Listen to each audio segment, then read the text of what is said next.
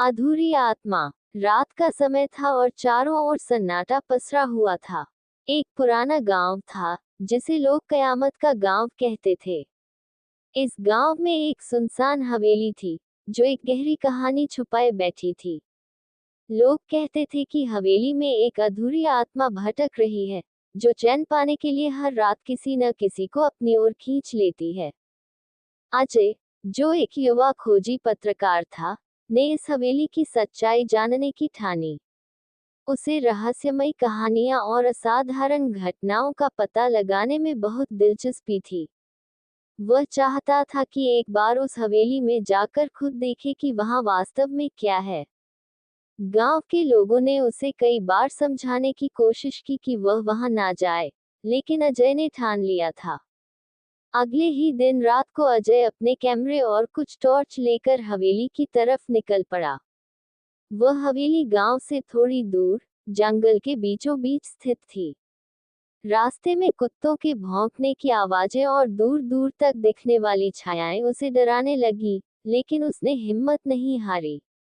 हवेली के पास पहुंचते ही उसे ठंडी हवा का एक झोंका महसूस हुआ और ऐसा लगा जैसे किसी ने उसकी परछाई को पकड़ लिया हो। वह पीछे मुड़ा, लेकिन वहां कोई नहीं था। हवेली के अंदर घुसते ही उसे वहां के कमरों में जाले और दीवारों पर पुराने समय की तस्वीरें दिखाई दी। उस हवेली का हर कोना चीखता सा महसूस हो रहा था। जैसे ही अजय ने एक कमरे में कदम रखा, उसे महसूस हुआ कि वहां कोई और भी है।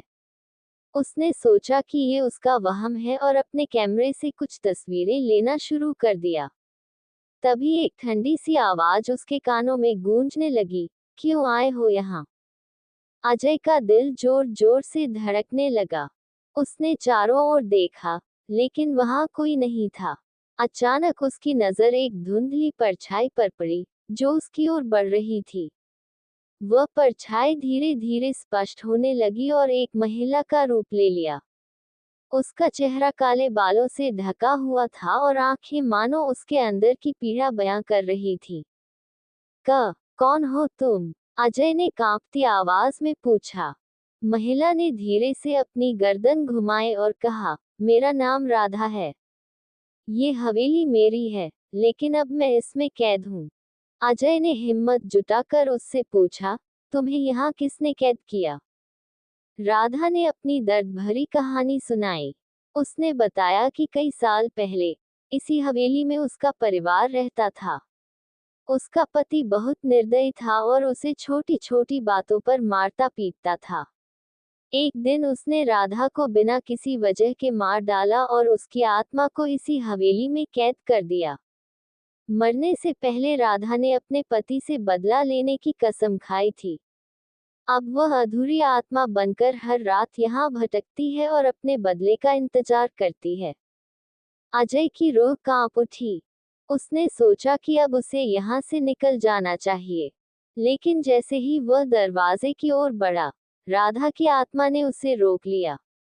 उसकी आंखों में एक अजीब सी चमक थी। तुम अब यहाँ से नहीं जा सकते, उसने कहा। अजय ने बहुत कोशिश की, लेकिन उसके पैरों में मानो जंजीरें पड़ गई थीं। वह हिल भी नहीं पा रहा था। राधा की आत्मा ने कहा, जब तक मैं अपना बदला नहीं ले लेती, मैं किसी को यहाँ से जाने नहीं दूंगी। अजय ने उससे विनती की कि वह उसे जाने दे, लेकिन राधा की आत्मा का चेहरा और भी कठोर हो गया। तभी अचानक हवेली के बाहर से किसी की आवाज आई। वह गांव का पुजारी था, जिसने देखा था कि अजय हवेली की ओर गया है। पुजारी जानता था कि इस हवेली में एक भटकती आत्मा है। उसने मंत्र पढ़ना शुरू किया और राधा की आत्मा तड़पने लगी। उसकी आंखों में दर्द साफ दिखाई दे रहा था, लेकिन पुजारी ने मंत्र जारी रखा। धीरे धीरे राधा की आत्मा ने अजय को छोड़ दिया और एक कोने में जाकर शांत हो गई। पुजारी ने अजय को वहां से बाहर निकाल लिया। उसने अजय से कहा, तुम्हारे पास जो हिम्मत है, वह सराहनीय है, लेकिन कभी कभी कुछ रहस्य छिपे ही रहने चाहिए। ये आत्माएं अधूरी इच्छाओं की वजह से भटकती हैं और उन्हें चैन तभी मिलता है जब उनकी कहानी किसी के सामने आती है। अजय उस रात को कभी नहीं भूल पाया। उसने अखबार में इस घटना को विस्तार से लिखा, लेकिन साथ ही यह भी समझा कि कभी-कभी हमें कुछ चीजों को अधूरा छोड़ देना ही बेहतर होता है।